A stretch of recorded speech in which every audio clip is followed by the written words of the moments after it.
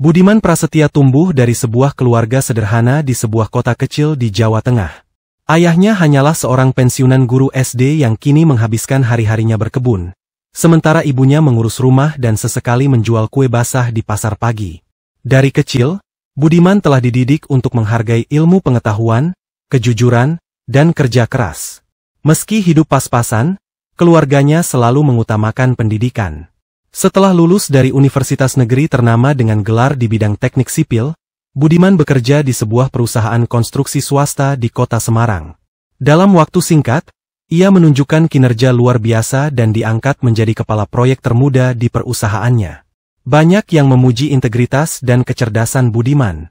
Tapi di balik semua pencapaian itu, hatinya hanya terpaut pada satu hal, yaitu Anggita. Anggita Sari, ia adalah seorang gadis cantik berkulit kuning langsat dengan mata teduh dan senyum yang menenangkan hati. Ia adalah anak dari seorang pengusaha kaya raya di bidang properti. Mereka bertemu secara tidak sengaja di sebuah seminar arsitektur di Surakarta. Budiman, sebagai pembicara muda, tertarik dengan pertanyaan-pertanyaan kritis dari Anggita, yang pada saat itu ternyata ia tengah menyelesaikan tesis di bidang arsitektur. Pertemuan itu berlanjut menjadi pertemanan, lalu berubah menjadi percintaan yang manis dan penuh gairah. Anggita bukan hanya cantik, tetapi juga cerdas dan mandiri. Ia memiliki pandangan hidup yang luas dan tidak terikat oleh kemapanan keluarganya. Dalam pikiran Anggita, ia merasa telah menemukan ketulusan pada diri Budiman yang tidak dapat ia temukan pada para lelaki yang biasa mendekatinya. Biasanya mereka adalah para lelaki yang dikenalkan padanya oleh keluarganya. Mereka merupakan para calon menantu berdasi dan berjam tangan mahal. Hari-hari mereka dipenuhi dengan petualangan kecil, mengeksplorasi desa-desa tua untuk mencari inspirasi desain, makan malam di warung lesehan, atau sekadar duduk di tepi pantai sambil berbicara tentang rumah impian mereka kelak. Budiman bahkan pernah membuat sketsa rumah dengan taman kecil dan perpustakaan pribadi, dan Anggita menyimpannya dalam dompetnya. Namun, dunia mereka yang indah mulai retak saat Anggita memberanikan diri untuk memperkenalkan Budiman kepada kedua orang tuanya. Sore itu, Budiman mengenakan batik terbaiknya dan membawa buah tangan berupa kue lapis legit buatan ibunya. Ia menginjakkan kaki di halaman rumah keluarga Anggita, yang merupakan sebuah bangunan megah bergaya kolonial yang dikelilingi pagar besi tinggi dan taman yang tertata rapi seperti galeri. Hatinya berdebar kencang, tapi juga penuh harapan. Ia sudah mempersiapkan diri untuk menjawab segala pertanyaan dari ayah Anggita, Pak Hendra, dengan sopan dan percaya diri. Namun sejak awal, suasana sudah tidak bersahabat. Pak Hendra adalah seorang pria parubaya dengan kumis tebal dan tatapan mata yang tajam. Ia hanya menyambut Budiman dengan anggukan singkat. Ibunda Anggita, Bu Ratna, bahkan tidak menatap langsung ke arah Budiman. Mereka duduk di ruang tamu besar yang terasa dingin meskipun pendingin udara sudah dimatikan. Apa pekerjaanmu, Budiman? Tanya Pak Hendra langsung tanpa basa-basi. Saya adalah kepala proyek di PT Geraha Mandiri, Pak. Kami baru saja menyelesaikan proyek jembatan layang di Semarang. Oh, perusahaan swasta. Gajinya berapa? Budiman tersenyum sopan dan berkata, Cukup untuk menabung dan membangun rumah kecil untuk saya dan Anggita kelak, Pak. Pak Hendra tertawa mengejek dan berkata, Rumah kecil. Kamu pikir kami membesarkan anak kami untuk tinggal di rumah kecil? Anggita menunduk, wajahnya memerah. Budiman menelan ludah, masih berusaha untuk menjaga sikap. Saya tidak datang untuk menawarkan kemewahan, Pak. Saya datang dengan niat baik, tulus mencintai putri Bapak dan ingin membangun masa depan bersama. Tulus saja tidak akan cukup, Nak. Kami sudah menyiapkan calon suami yang sepadan dengan kami. Bukan dari kampung dan bukan dari keluarga buruh. Pak, Budiman bukan sembarang orang. Dia jujur, pintar, dan pekerja keras. Bukan seperti orang-orang yang biasa Bapak temui di pesta bisnis. Pak Hendra menatap putrinya dengan tajam dan berkata, Diam. Kamu masih tinggal di rumah ini, kamu masih anakku dan selama itu kamu harus menurut. Malam itu, Budiman pulang dengan perasaan campur aduk. Di dalam mobil, Anggita memeluk tangannya dan mencoba menenangkannya. Aku akan bicara lagi dengan mereka. Mereka butuh waktu, Bud. Tapi dari dalam hatinya, Budiman tahu, Waktu mungkin tidak akan cukup. Ia merasakan tembok besar telah berdiri di antara mereka. Bukan karena cinta mereka yang kurang, tapi karena dunia mereka yang terlalu jauh berbeda. Ikutnya menjadi sangat berat. Anggita mulai jarang bisa keluar rumah dan ponselnya diawasi. Pertemuan mereka menjadi terbatas dan penuh tekanan. Di saat Budiman mengusulkan untuk menikah diam-diam dan memulai hidup dari nol, Anggita terdiam. Ia mencintai Budiman, tetapi ia juga tak sanggup menyakiti hati kedua orang tuanya. Ia terjepit antara loyalitas dan cinta yang saling bertabrakan. Dan pada suatu malam, di bawah hujan yang turun rintik-rintik, Anggita mengirim sebuah pesan pendek. "Maaf, aku harus menyerah. Aku harap kamu tetap bahagia tanpaku." Budiman berdiri lama di bawah lampu jalan, membaca pesan itu berulang kali. Hatinya seolah dihujam ribuan pisau. Masa depan yang Budiman bangun bersama Anggita runtuh dalam sekejap. Ia merasa kosong, kehilangan arah. Beberapa hari kemudian, ia mencoba menghubungi Anggita tetapi HP-nya tidak diangkat.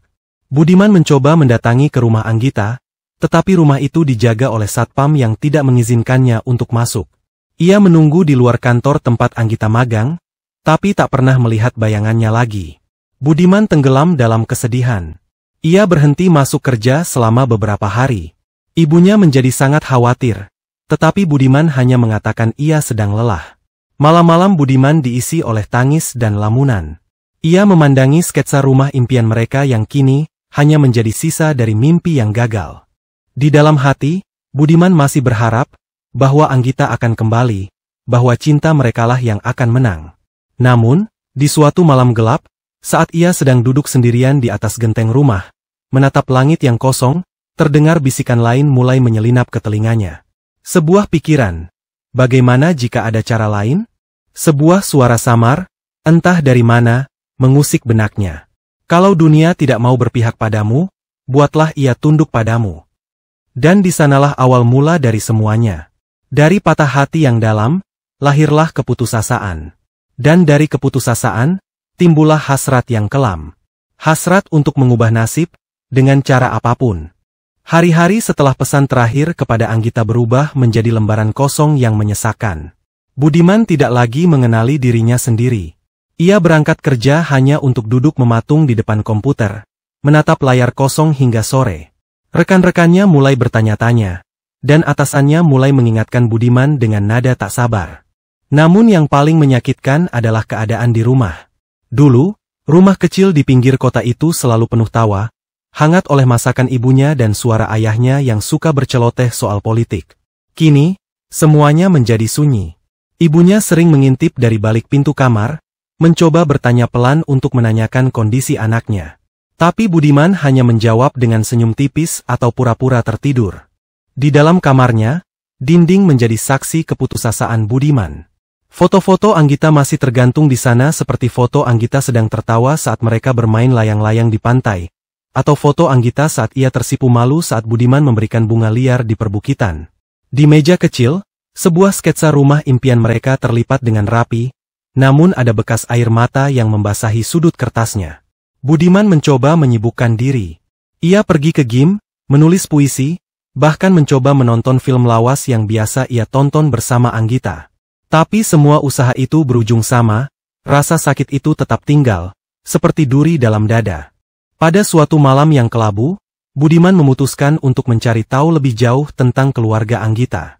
Ia menyusuri internet dan menemukan profil bisnis ayah Anggita pada sebuah majalah bisnis digital.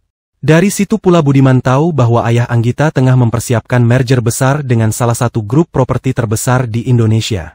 Budiman mulai mencurigai, apakah penolakan terhadapnya bukan hanya sekadar soal status, tapi juga soal kepentingan bisnis? Kemarahannya perlahan tumbuh. Ia merasa ditendang keluar dari hidup Anggita bukan karena dia tidak cukup baik, tapi karena tidak cukup kaya. Cinta yang ia jaga dengan tulus dan hati-hati seolah tak punya nilai di mata mereka. Dan yang paling menyakitkan adalah Anggita sudah menyerah. Suatu malam, ia kembali nekat. Ia menyamar dengan masker dan topi, dan berdiri dari jauh di seberang rumah Anggita. Rumah itu tetap megah, terang oleh lampu taman dan sinar dari jendela. Tapi tak satu pun wajah yang ia rindukan terlihat. Yang ada hanya bayangan. Ia berdiri di sana selama 2 jam, hingga hujan turun tanpa ampun. Basah kuyup, ia pulang ke rumah dengan tubuh menggigil dan hati lebih beku dari sebelumnya. Seminggu kemudian, Budiman duduk di sebuah warung kopi tua di dekat alun-alun kota. Matanya sayu, kulit wajahnya mulai terlihat pucat karena kurang tidur. Di seberangnya terdapat lelaki tua berjubah hitam lusuh, dengan mata seperti bara yang tertutup abu. Laki-laki tersebut bernama Pak Dirga. Lelaki itu adalah cerita yang diceritakan dengan diam-diam oleh warga desa. Ada yang bilang dia adalah seorang dukun sakti yang bisa menyembuhkan penyakit yang tak bisa dijelaskan oleh dokter. Ada juga yang bilang bahwa Pak Dirga pernah membuat seorang duda tua menikahi seorang wanita muda hanya dalam waktu sebulan. Tapi lebih banyak lagi yang bilang, dia bisa memberi jalan, asal kau siap membayar harganya. Mereka bertemu atas perantara seorang rekan kerja Budiman. Ia seorang teknisi lapangan yang pernah minta tolong kepada Pak Dirga untuk urusan asmara. Awalnya Budiman ragu, bahkan merasa jijik pada dirinya sendiri. Tapi rasa putus asa telah menutup akal sehatnya. Jadi kamu ingin dia kembali padamu? Pak Dirga bertanya dengan suara parau, sambil tangannya menggulung rokok cengkeh. Budiman tidak langsung menjawab. Ia hanya menatap ke arah jalanan yang mulai basah oleh hujan. Kemudian, pelan tapi pasti, ia mengangguk. Aku ingin dia kembali. Aku ingin orang tuanya menerima aku. Aku ingin hidup yang seharusnya aku miliki. Pak Dirga tersenyum akan tetapi senyuman yang lebih dingin daripada udara malam. Itu bisa diatur. Tapi permintaanmu bukan tanpa tumbal. Kata terakhir itu membuat bulu kuduk Budiman meremang. Tapi ia tidak bertanya lebih jauh. Tidak pada saat itu. Dalam kepalanya hanya ada satu pikiran yang berputar. Kalau dunia tak bisa diubah dengan cara biasa, mungkin aku perlu menggunakan cara luar biasa. Di rumahnya, malam itu, Budiman duduk sendirian di depan cermin. Ia menatap dirinya, matanya merah, pipi cekung, dagu berjenggot tipis yang tak sempat dicukur selama beberapa hari. Ia merasa ia bukan lagi Budiman yang dulu. Ia mengambil selembar kertas kosong dan mulai menulis nama, Anggita Sari. Di bawahnya, ia menulis, aku akan menjemputmu kembali, dengan caraku. Kertas itu kemudian ia lipat, ia selipkan dalam dompet yang sama dengan sketsa rumah mereka. Malam itu, untuk pertama kalinya, Budiman tidak menangis. Tapi juga tidak tidur. Ia hanya menatap langit-langit, membayangkan masa depan yang mungkin, atau mungkin tidak pernah ada. Dan pada saat itu, dalam diam, langkah pertamanya menuju kegelapan telah dimulai. Setelah berhari-hari meratapi nasib, Budiman memutuskan untuk bangkit. Ia belum ingin menyerah. Di balik hatinya yang remuk, masih ada nyala api kecil yang percaya bahwa cinta bisa diperjuangkan. Dan untuk itu, ia harus menunjukkan bahwa dirinya layak, bukan hanya sebagai kekasih Anggita, tapi sebagai calon menantu yang patut dihormati. Ia mulai dengan hal yang paling logis yaitu bekerja keras. Sejak kuliah, Budiman memang dikenal sebagai pemuda yang cerdas dan berdedikasi. Ia lulus dari jurusan teknik sipil di universitas negeri ternama, lalu bekerja sebagai arsitek di sebuah firma konstruksi di Jakarta. Tapi kini, ambisinya bergeser. Ia mulai menyisihkan gajinya, menyusun proposal usaha, dan menyewa ruang kecil di dekat kampus lama. Di sana, ia mendirikan usaha kecil-kecilan yaitu jasa mendesain rumah minimalis dan renovasi bangunan. Hal itu bukan hal yang mudah. Ia harus rela begadang untuk mengerjakan desain demi desain. Budiman bahkan turun langsung untuk mengukur bangunan. Bahkan kadang ia juga membantu tukang untuk mengangkat semen. Tetapi ia tak mengeluh. Setiap keringat yang menetes seolah memperkuat keyakinannya bahwa ia bisa menciptakan masa depan yang pantas untuk Anggita. Dalam waktu 6 bulan, proyek pertamanya telah selesai. Renovasi sebuah rumah mungil milik seorang dosen kampus. Lalu proyek berikutnya mulai menyusul seperti kosan mahasiswa, warung kopi, dan rumah pasangan muda. Budiman mulai dikenal. Rekan-rekannya menyebutnya sebagai arsitek pejuang, dan namanya mulai naik di kalangan lokal.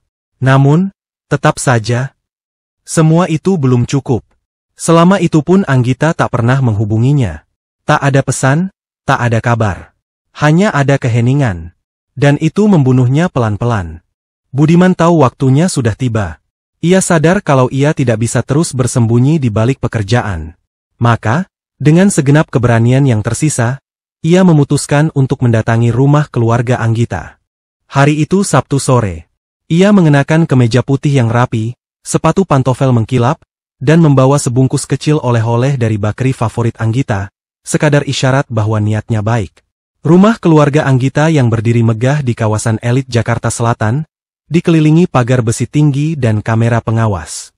Gerbang otomatis terbuka setelah ia mengetuk bel, dan seorang satpam mengantarnya ke beranda. Pintu dibuka oleh Ibu Anggita, seorang perempuan berwajah anggun, tapi dengan sorot mata dingin yang membuat Budiman menggigil sedikit. Selamat sore Bu, maaf mengganggu. Saya ingin bicara, jika Ibu berkenan. Perempuan itu memandangnya lama, lalu mempersilakannya duduk. Tetapi ia tidak mempersilakan Budiman untuk masuk. Semua terjadi di beranda. Tak lama kemudian, ayah Anggita muncul. Lelaki itu mengenakan batik mahal dan memegang gelas teh seperti sedang menyambut kolega bisnis, bukan mantan kekasih anaknya. Kamu kesini mau apa? Ayah Anggita bertanya secara langsung, tanpa basa-basi. Saya ingin bicara baik-baik Pak. Saya tahu Bapak dan Ibu tidak merestui hubungan kami. Tapi saya tidak datang untuk memaksa. Saya datang untuk menunjukkan bahwa saya serius, bahwa saya sungguh mencintai Anggita. Ayah Anggita mengerutkan alisnya dan bertanya. Cinta? Kamu pikir cinta bisa membeli rumah, mobil, masa depan? Saya sedang berusaha membangun usaha saya sendiri. Tahun ini saya sudah menangani beberapa proyek, dan... Kami tidak butuh mimpi, Budiman. Kami butuh jaminan. Anggita bukan perempuan sembarangan. Dia akan segera menikah dengan seseorang yang setara dari keluarga yang bisa kami percaya. Dan kamu bukan dari kalangan itu. Pak, saya tidak minta apapun dari keluarga Bapak. Saya hanya ingin diberi kesempatan. Anggita dan saya. Cukup. Kamu datang ke sini hanya akan mempermalukan dirimu sendiri. Anggita sudah tidak mau bertemu denganmu. Itu sudah keputusannya. Ayah Anggita berkata sembari bangkit dari kursinya. Ucapan itu seperti pukulan telak ke dada Budiman. Iya, ia bilang begitu. Ibu Anggita akhirnya angkat bicara. Suaranya tajam tapi tenang. Kamu laki-laki yang pintar. Gunakan kepintaranmu untuk melihat kenyataan. Jangan terus mengejar sesuatu yang sudah lewat. Dan pada saat itulah, pintu itu ditutup pelan di depan wajahnya. Tanpa pamit. Tanpa ucapan terima kasih. Budiman berdiri dan diam selama beberapa saat. Tangannya yang masih menggenggam oleh-oleh itu gemetar.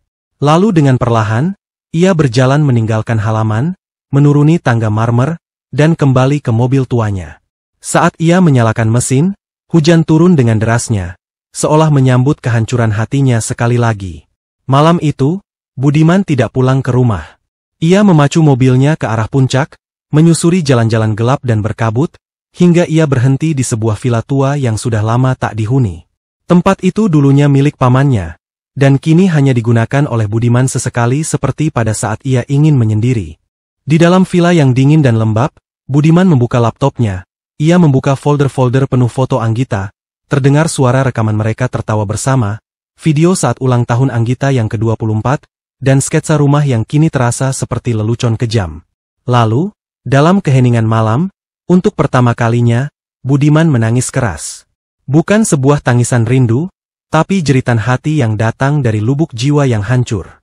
Ia menghantamkan tinjunya ke meja, membanting kursi, dan berteriak keras hingga tenggorokannya sakit. Tapi Anggita tidak pernah datang. Dan dunia ini tetap terus berjalan.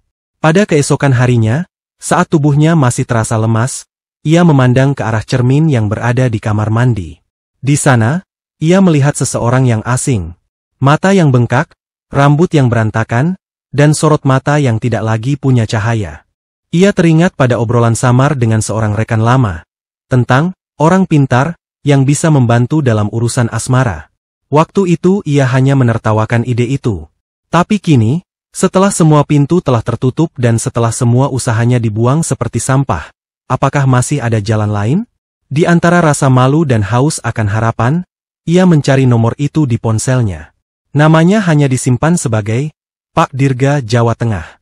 Tangan Budiman bergetar saat ia mengetik pesan. Pak, saya butuh bantuan. Saya siap melakukan apapun, asal dia kembali. Pesan telah terkirim. Titik balik telah dimulai. Dan dari kejauhan, kegelapan mulai menjawab panggilannya. Langit sore berwarna kelabu saat Budiman menginjakan kaki di sebuah dusun terpencil di lereng pegunungan Jawa Tengah. Ia turun dari mobilnya di sebuah jalan tanah yang sempit, dikelilingi pohon-pohon besar dan suara jangkrik yang bersahutan. Di tangannya, ia menggenggam secarik kertas lusuh yang dikirim lewat pesan oleh seseorang yang dikenal hanya sebagai Pak Dirga. Ikuti jalan setapak ke arah utara, sampai kau melihat pohon beringin tua dengan tali merah tergantung. Di sanalah jalannya. Begitulah petunjuknya. Meskipun hatinya ragu, Budiman tetap melangkah. Sepanjang perjalanan, udara terasa semakin dingin, dan kabut tipis mulai merayap di antara batang-batang pohon. Ia berjalan hampir 1 kilometer sebelum akhirnya melihatnya sebuah pohon beringin raksasa yang menjulang tinggi. Akar-akarnya mencuat dari tanah seperti tangan-tangan tua, dan dari salah satu cabangnya menggantung seutas tali berwarna merah pudar. Di balik pohon itu, tersembunyi sebuah rumah kayu berdinding anyaman bambu, tampak reot tapi berdiri dengan kokoh. Dari dalam, samar terdengar suara gemerincing lonceng kecil, ritmis, pelan, dan seolah memanggil dirinya. Budiman mendekat dan mengetuk pintu. Tak lama kemudian, pintu terbuka perlahan.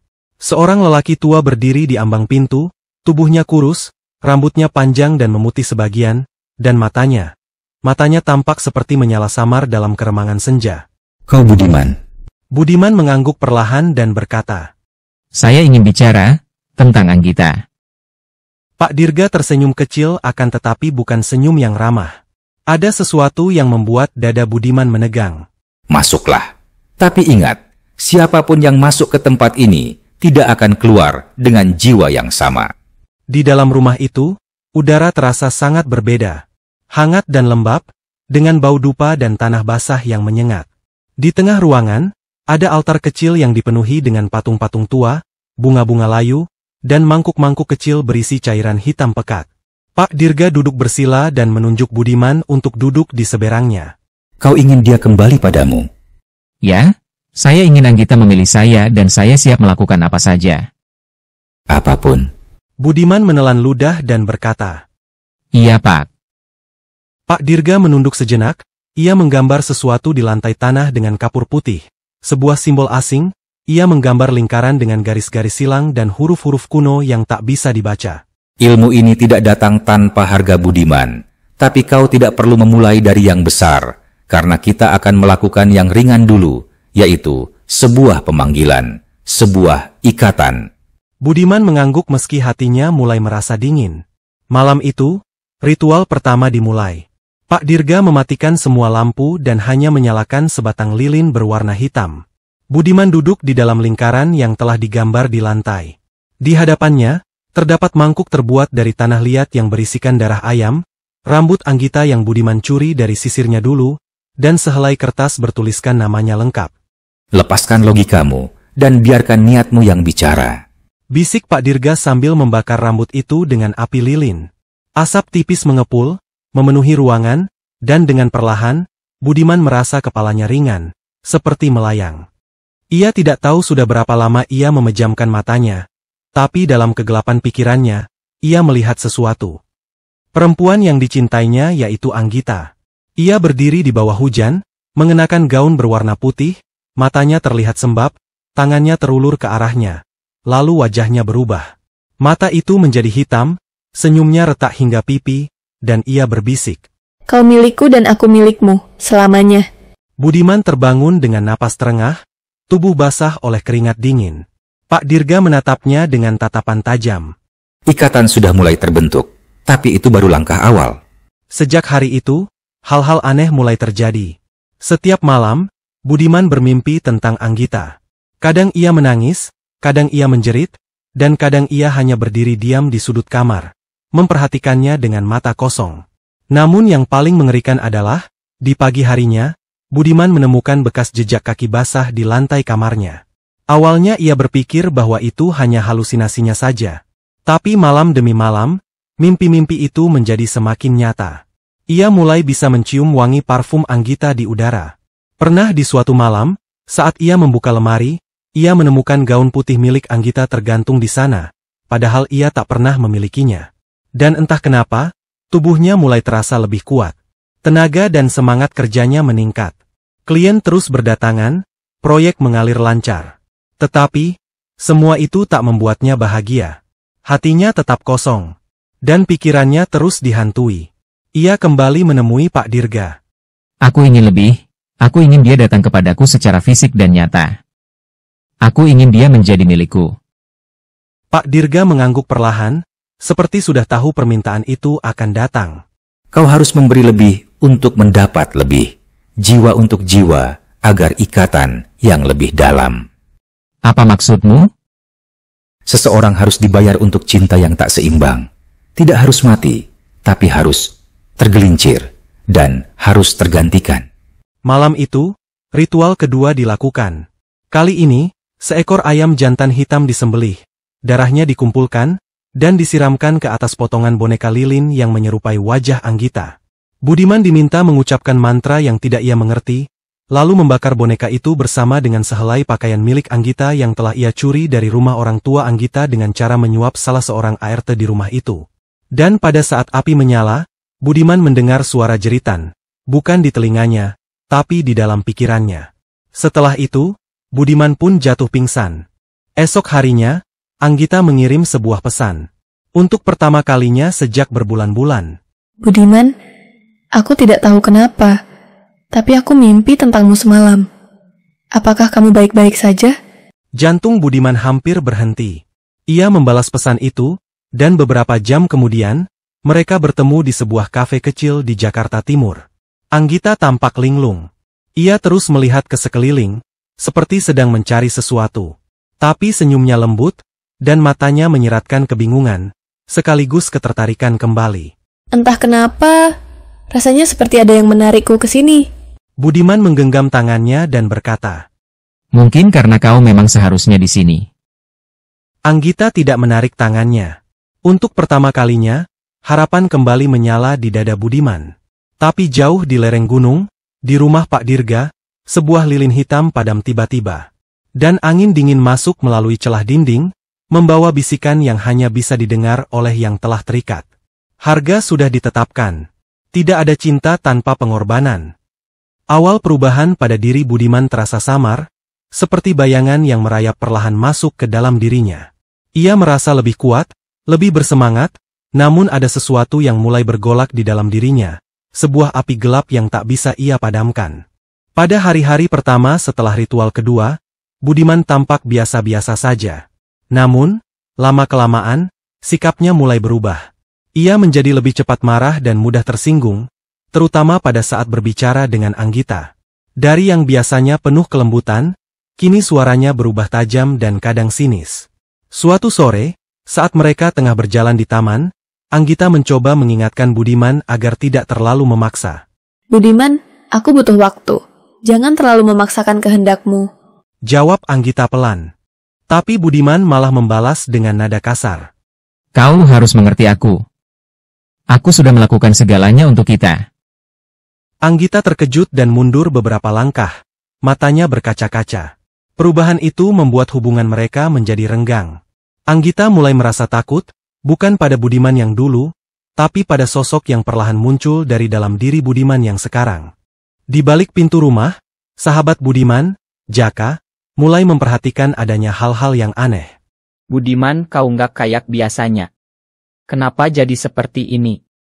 Budiman hanya menatap Jaka dengan mata yang tajam, hampir seperti binatang buas. Aku melakukan apa yang harus kulakukan. Kamu nggak ngerti saja. Namun saat Jaka menyinggung soal Anggita, wajah Budiman berubah menjadi penuh amarah. Jangan bicara tentang dia jika kau nggak ngerti. Teriak Budiman tiba-tiba, membuat orang-orang di warung menoleh ke arah mereka. Seiring waktu, halusinasi mulai menguasai Budiman. Di kamar tidurnya, ia sering melihat bayangan Anggita yang berdiri di sudut ruangan, menatapnya dengan mata hitam dan senyum mengerikan. Kadang, ia mendengar bisikan yang memanggil namanya, atau suara tawa seram yang bergema di telinga. Suatu malam, saat Budiman sedang sendirian di rumah, ia mendengar suara pintu terbuka pelan. Ia bangun dan melihat sosok putih melayang di koridor. Bentuknya samar dan wajahnya tidak jelas. Budiman berusaha mengikuti sosok itu, Tapi bayangan itu menghilang saat ia mendekat. Keesokan harinya, tubuhnya dipenuhi oleh luka memar yang tidak ia ingat bagaimana ia mendapatkannya. Budiman juga mulai merasa paranoid. Ia yakin ada orang yang selalu mengawasinya, berbisik di belakang punggungnya. Ia memasang kamera pengawas di rumahnya, tapi saat ia menonton rekamannya, ia hanya melihat bayangan gelap melintas dengan cepat, tanpa wujud yang jelas. Sahabatnya, Jaka, yang semakin khawatir, mencoba untuk membujuk Budiman. Kau harus menghentikan semua ini, Bud. Ilmu itu sangat berbahaya. Tapi Budiman malah membentaknya dan berkata, Aku sudah tidak bisa mundur lagi. Ini adalah satu-satunya jalan. Situasi semakin parah ketika Budiman mulai menunjukkan sikap posesif yang berlebihan terhadap Anggita. Ia mengawasi setiap gerak-geriknya, memaksa Anggita untuk selalu mengabarinya setiap saat, dan seringkali ia menggeledah ponsel serta barang-barang Anggita. Anggita merasa sangat terkekang dan terancam, tetapi ia takut meninggalkan Budiman karena ia tahu ada sesuatu yang salah dengan kekasihnya itu. Suatu malam, Anggita diam-diam menemui Jaka dan memohon bantuannya. Jaka, tolonglah. Aku takut dengan Budiman. Dia bukan orang yang aku kenal lagi. Bisik Anggita dengan suara gemetar. Malam itu, hujan turun dengan derasnya. Petir menggelegar membelah langit, seakan mencerminkan kekacauan yang menguasai hati Budiman. Ia berdiri di depan jendela, menatap derasnya air yang membasahi kota, pikirannya berputar tanpa henti. Kegelapan dalam dirinya terasa semakin dalam, seperti lubang hitam yang menghisap segala cahaya dan akal sehat. Setiap detik yang berlalu, ia semakin sulit membedakan mana cinta dan mana dendam yang membara. Hubungan Budiman dan Anggita kini sudah seperti api yang membara namun berbahaya, siap untuk meledak kapan saja. Pada suatu malam, setelah terjadi pertengkaran hebat yang dipicu oleh kecemburuan Budiman yang tak terkendali, ia mendadak kehilangan kesadaran dan menyerang Anggita dengan kasar. Anggita terjatuh ke lantai, tubuhnya gemetar karena ketakutan. Budiman, tolong, hentikan. Suara Anggita hampir tersengal. Budiman menatapnya dengan mata yang nyaris kosong, penuh amarah dan kegilaan. Aku hanya ingin kau jadi milikku. Selamanya. Aku hanya ingin kau jadi milikku. Selamanya. Teriaknya, suaranya pecah. Namun di balik sorot mata itu, ada sekilas kilatan penyesalan yang lenyap dengan cepatnya. Anggita berlari keluar dari rumah, basah kuyup oleh hujan, meninggalkan Budiman yang terisak dalam gelap. Keesokan harinya, Budiman duduk di ruang tamu, menunduk dalam-dalam. Tubuhnya gemetar, dan ia merasakan sesuatu yang aneh telah menggerogoti jiwanya. Di dalam pikirannya, ada suara-suara gelap yang terus berbisik, menyuruhnya melakukan hal-hal mengerikan. Tapi di lain sisi, suara Anggita yang lembut terus mengalun, memanggilnya untuk kembali ke cahaya.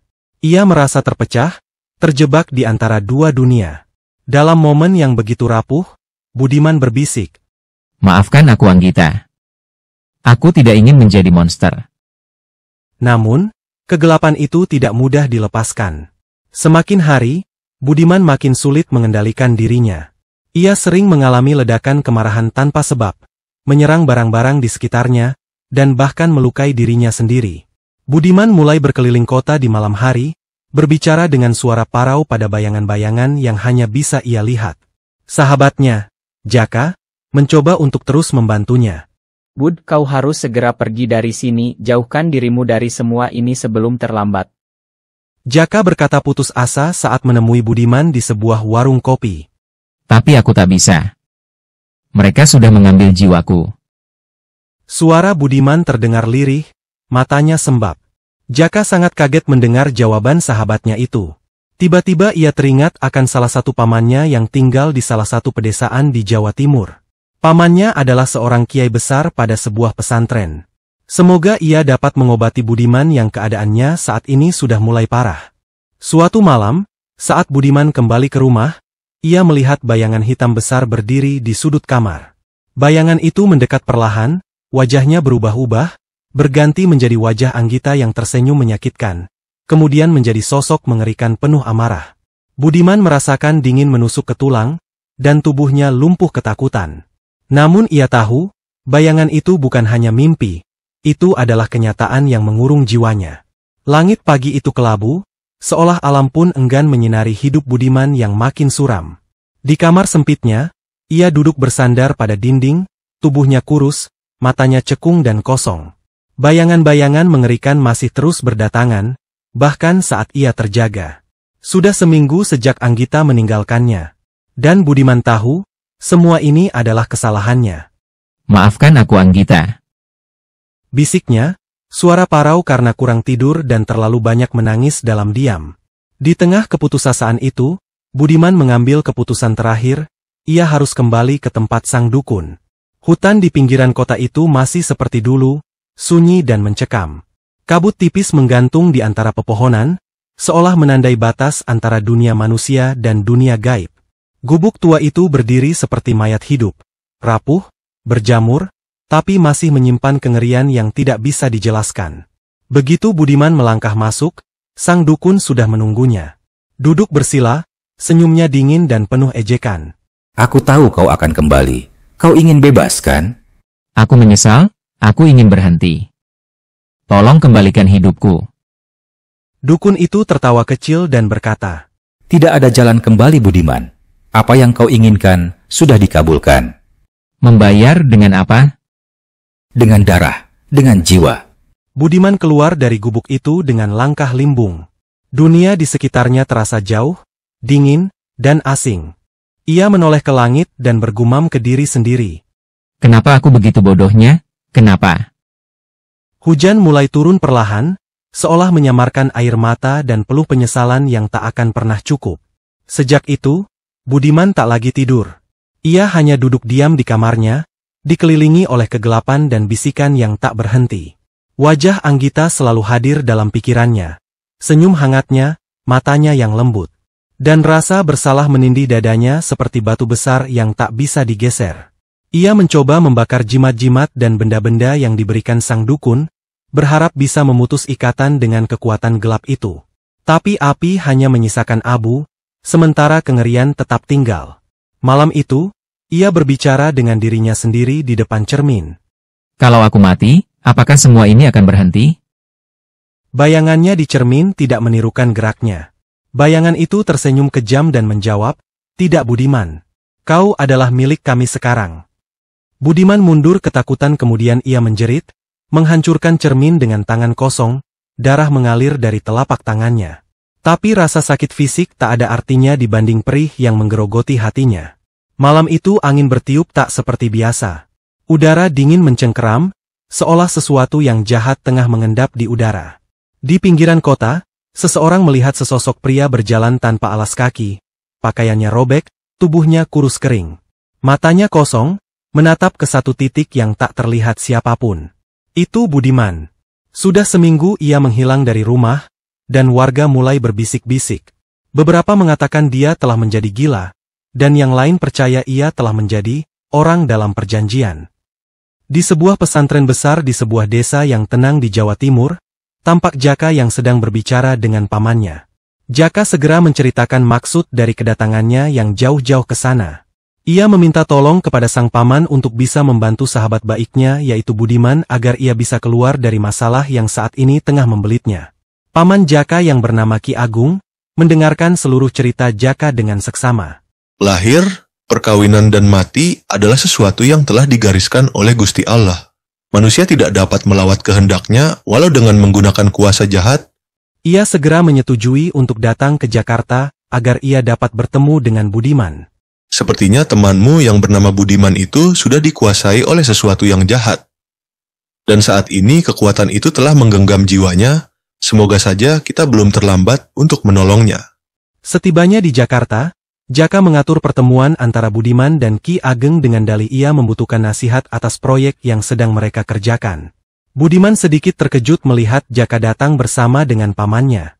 Jaka mengenalkan pamannya kepada Budiman. Budiman mengulurkan tangannya untuk menyambut uluran tangan Ki Ageng. Dan pada saat Budiman bersalaman dengan Ki Ageng tampak Budiman merasakan telapak tangannya terasa panas menyengat. Dengan segera ia melepaskan genggaman itu. Tangannya terasa sakit. Ki Ageng menatap tajam ke arah Budiman, dan ia berkata, Anak muda, saat ini dirimu sedang berada dalam genggaman suatu kekuatan gelap. Kembalilah segera ke jalan Allah. karena hanya kepadanya engkau meminta, dan hanya kepadanya lah engkau berlindung. Budiman yang sedang mengamati telapak tangannya dan sontak ia merasa kaget mendengar penjelasan yang tiba-tiba dari Ki Ageng. Saya sangat ingin terbebas dari kegilaan ini, Pak. Tapi rasanya tidak mungkin. Mereka mengatakan bahwa aku harus membayar semua permohonanku kepada mereka. Ki Ageng menghela napas panjang dan berkata, Dirikanlah sholat dan mohon ampunlah dengan setulus hati. Insya Allah ia mendengarkan doamu. Sudah lama engkau meninggalkannya. Budiman tersadar, sejak permasalahnya dengan Anggita, ia selalu terbelit dengan pikiran dan perasaannya sendiri, hingga ia melupakan kewajibannya untuk melaksanakan sholat. Hatinya terlalu pedih, sedih. Ia sudah lupa kapan terakhir kalinya ia melaksanakan ibadah sholat ataupun pergi ke masjid. Tanpa terasa setitik air mata penyesalan muncul di ujung matanya. Aku memang seorang yang sangat egois, pikirnya lagi. Mungkin karena inilah Allah memberikan berbagai cobaan pada diriku, pikir Budiman. Apakah hari Kamis malam kau ada di rumah? Kita harus secepatnya melaksanakan ruqyah. Udah Bud, sebaiknya kamu harus dengerin apa yang dibilang oleh pamanku ini, udah nggak main-main lagi karena nyawamu adalah taruhannya. Sepulangnya Budiman ke rumah, ia langsung mengambil air wudhu untuk segera melaksanakan sholat Isya. Sesuatu yang sudah tidak pernah ia lakukan lagi semenjak Anggita menjauh dari hidupnya. Pada saat ia sudah di rakaat kedua terdengar petir menyambar dengan suara yang menggelegar sementara di luar keadaan langit cerah dan tenang. Sungguh suatu kejadian alam yang tidak biasa. Budiman tetap melanjutkan sholatnya. Lanjut pada rakaat keempat terdengar bunyi kaca yang retak dan pecah tetapi ia tetap fokus untuk menyelesaikan sholatnya. Selesai menjalankan sholat Isya, Budiman melanjutkan dengan membaca zikir-zikir yang telah diajarkan oleh Kiai Ageng sebelumnya. Kembali terdengar angin bertiup kencang memasuki kamar tidurnya. Budiman merasakan sedikit rasa takut dan hatinya goyah tetapi ia terus mengucapkan doa-doa zikir. Mendadak sebuah suara berbisik tepat di telinganya. Kau telah berani melawanku, tunggu saja pembalasanku. Bersamaan dengan itu terdengar suara cermin yang pecah dengan suara yang memekakkan telinga membelah keheningan malam. Duar, terdengar suara petir membelah udara. Budiman bangkit dan ia segera melaksanakan sholat taubat. Saat itu juga angin berhembus dengan kencangnya menerpa tubuhnya. Meja dan kursi bergetar, lampu meja tiba-tiba padam dan saat itu muncullah sesosok bayangan yang nampak kesakitan. Hentikan, sekarang juga, panas, sakit, teriaknya. Bayangan itu mencoba mendekati Budiman yang telah selesai dari sholat taubatnya, dan melanjutkan dengan berzikir kembali. Ia mengeraskan suaranya hingga zikirnya menggema di seluruh ruangan kamar. Di luar hujan badai dan petir terdengar bersahut-sahutan. Seperti memberi pertanda bahwa yang di atas sana memberikan pengampunan pada hambanya yang berdoa. Mulai saat itu Budiman berusaha untuk tidak pernah meninggalkan sholatnya, dan setiap hari Jumat bersama jika mereka pergi ke masjid bersama.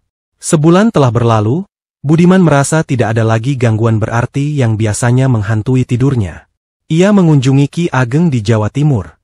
Ki Ageng memberikan nasihat yang sangat dalam.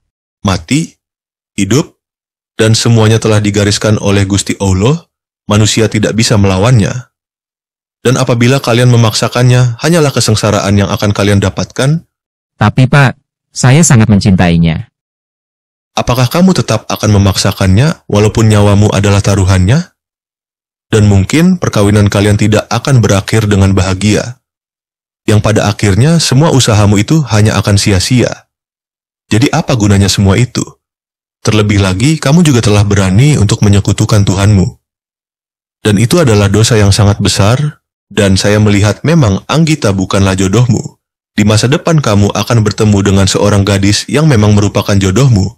Ia telah lama mencintaimu, hanya saja kamu tidak pernah memperhatikannya. Perkawinan kalian akan sangat bahagia, dan kalian akan mendapatkan 2 orang anak yang sangat membanggakan. Anggita duduk di sudut restoran di tepi sebuah danau. Ia mengenakan baju berwarna pastel dengan riasan tipis di wajahnya. Ia terlihat sangat cantik dengan rambutnya yang tergerai. Matanya sembab namun tidak ada lagi air mata yang tersisa.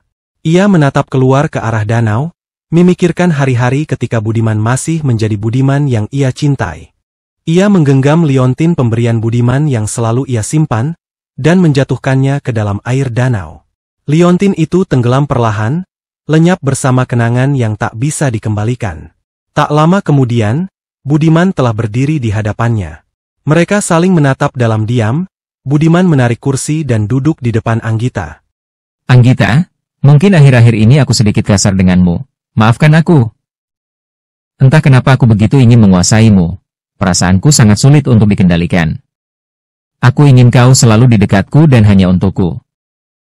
Anggita memandangnya dan berkata, Budiman, aku sudah banyak merenung dan mengevaluasi hubungan kita. Akhir-akhir ini sepertinya adalah puncak dari semuanya. Dan dirimu sepertinya bukanlah Budiman yang aku kenal dan cintai. Kau menakutiku dan aku tidak mengenali dirimu lagi. Budiman terpaku, rasa sesak, sesal dan pedih menerpa dirinya. Benar kata Ki Ageng, semua usahanya hanyalah sia-sia belaka. Karena pada akhirnya Anggita memilih untuk meninggalkannya, mereka memang tidak berjodoh walau sekeras apapun Budiman berusaha untuk memilikinya. Maafkan aku, Bud. Aku bukanlah seorang pengecut yang tidak mau mengusahakan hubungan kita di depan orang tuaku, tapi aku tidak mau lagi meneruskan hubungan kita yang sudah tidak sejalan. Maafkan aku ya, dan aku doakan agar kau mendapatkan gadis yang sangat mencintaimu dan lebih segalanya dariku. Air mata Anggita mengalir, ia bangkit dan memeluk Budiman untuk terakhir kalinya. Setelahnya ia berlalu dari restoran itu dan meninggalkan Budiman untuk selamanya.